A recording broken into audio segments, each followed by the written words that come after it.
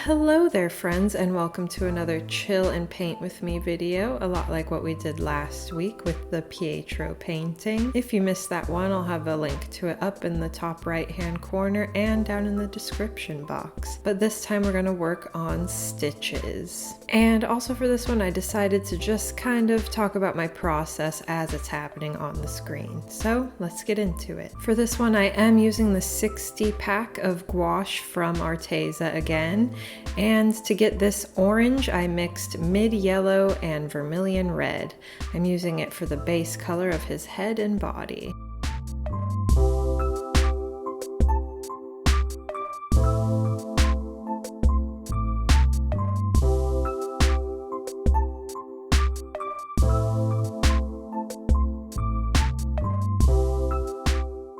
I then go in with some lemon yellow to create a highlight on the face.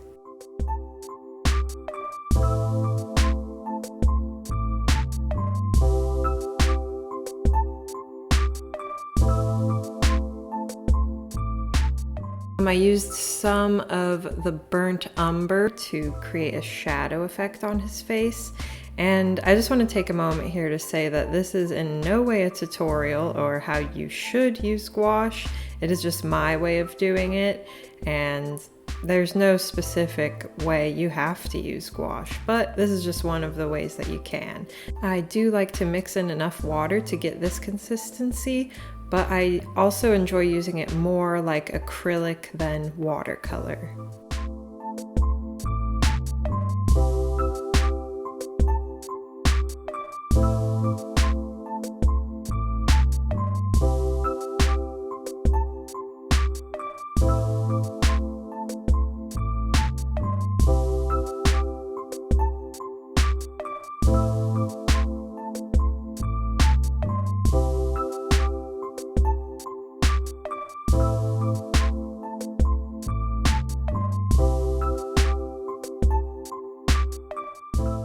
So here for his legs, I am aware that the character doesn't have this many stitches on him, but I just thought they were a really cute little detail, so I wanted to add some more in there. I was also having flashbacks of like elementary school. I drew a lot of Nightmare Before Christmas characters, so it reminded me of drawing Sally.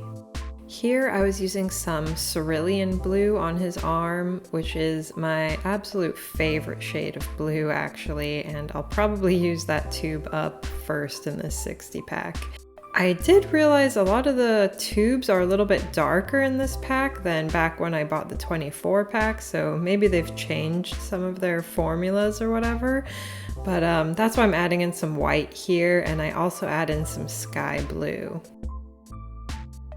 So here I'm starting to add some highlights on the ear, and when watching this back I realized I always use the same light source angle when I'm painting things. So note to self, note to future Keila, that's something to work on. Use different light angles, okay? Thank you. So as you can see, I do move my painting around a lot as I'm working. I rotate it quite a bit to make sure I'm getting my strokes in the correct place and not getting out of line and all that good stuff. I hope this isn't annoying for anyone watching.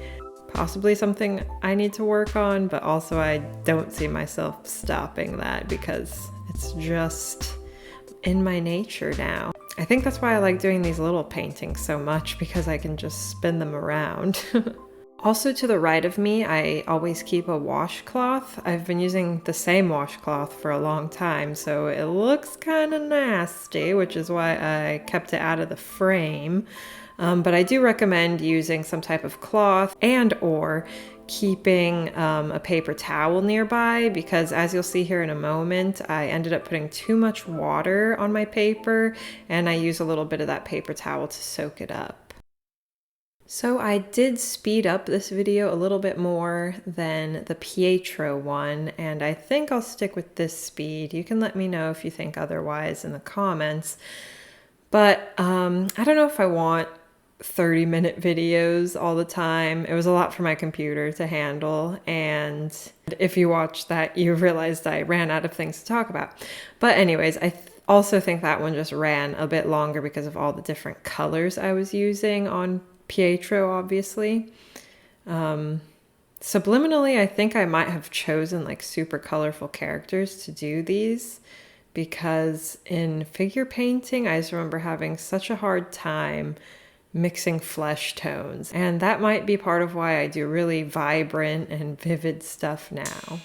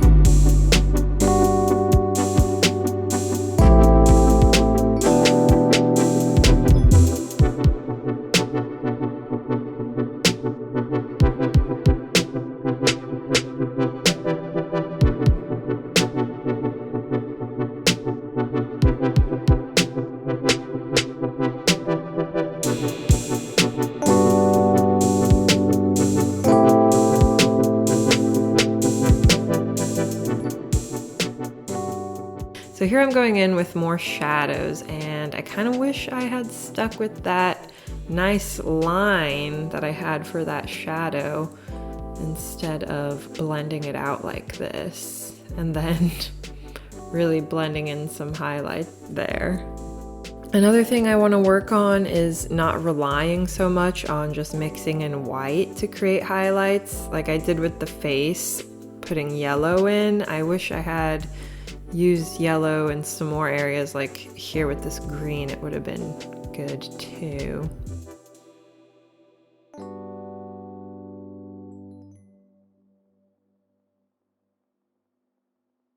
That little shadow under the head is really nice. I wish I had done more strong shadows like that, actually. And see, like right here with this foot, that would have been a nice shadow too, but for some reason I like overly blend things.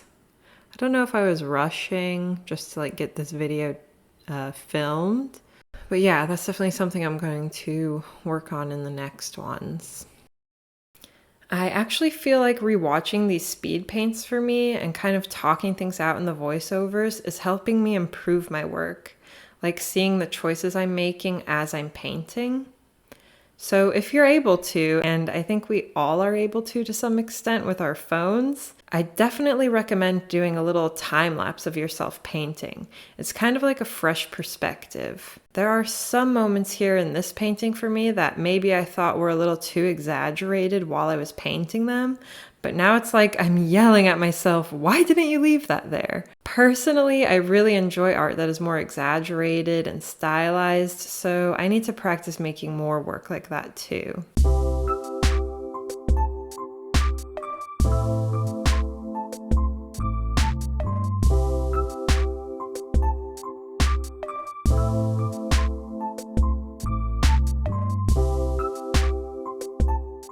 Here I was using lilac, which in the 60 pack is a lot darker than the lilac I was used to that came in the 24 pack. So I ended up mixing in some white and peach red, which is kind of like a bright magenta, to make it more the shade I was used to.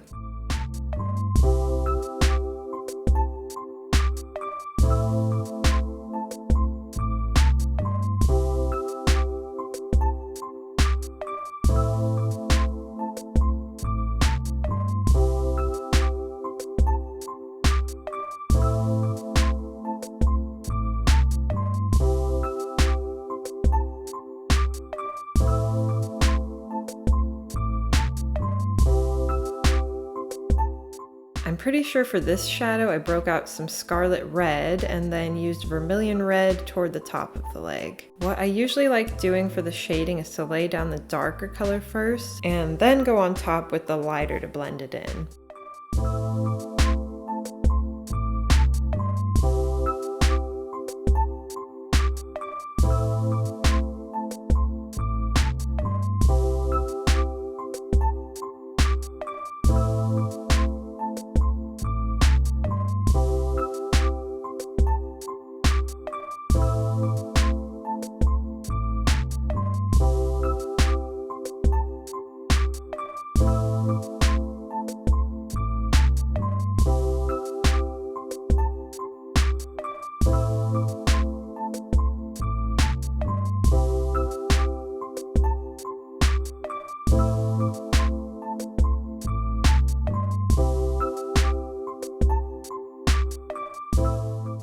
And after this, I go into his like snout area, which I think is kind of my favorite part, like looking at it now when it's done, because the highlights and shadows turned out really nice on that one. That's where the blending like really, I achieved the blending I like in this snout area.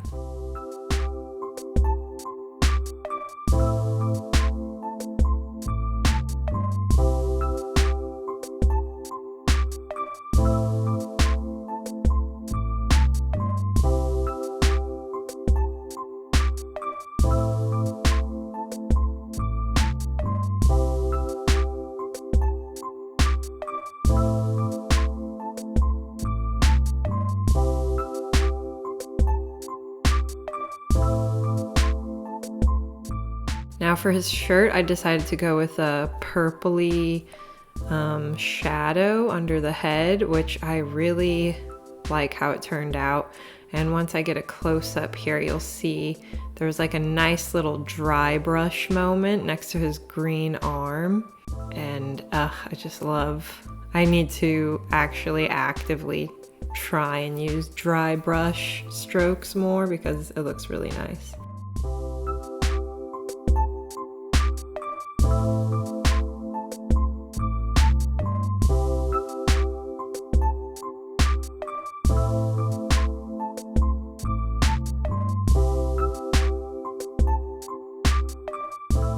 So after letting all that dry, I went back in with a pencil to plan out where I would do the line work with this fine liner.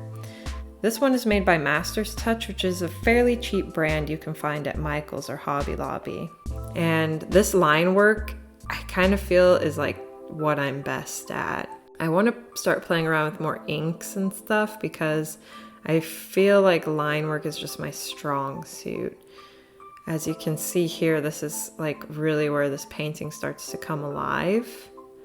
And as much as I want to get better at colors and blending, obviously, I just feel like this is why I feel like I'm good at art, is for the line work.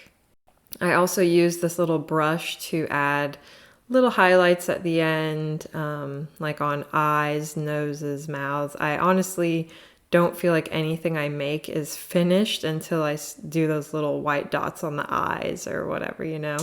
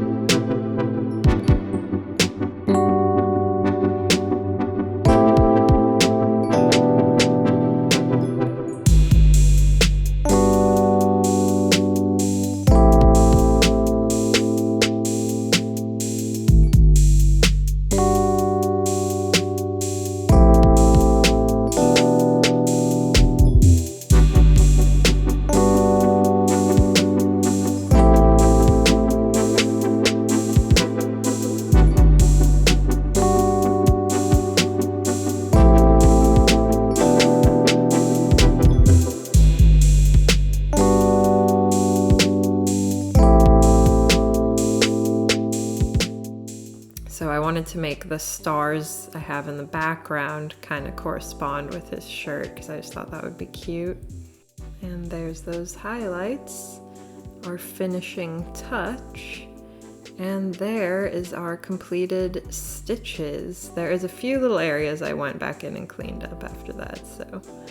There's Stitches and Pietro. I am going to have a sticker of Pietro in my shop soon. I think I might do prints of Stitches. I really want to keep this one because it's cute. But I think I might do some prints of him in my shop. You can check that out at keilaskingdom.com. And if you want to follow along with my other art stuff, you can find me at Keila Draws on Instagram. If you liked this one, remember to give it a thumbs up, and please consider subscribing for more videos like this to come in the future. Alright, take care everybody. Bye!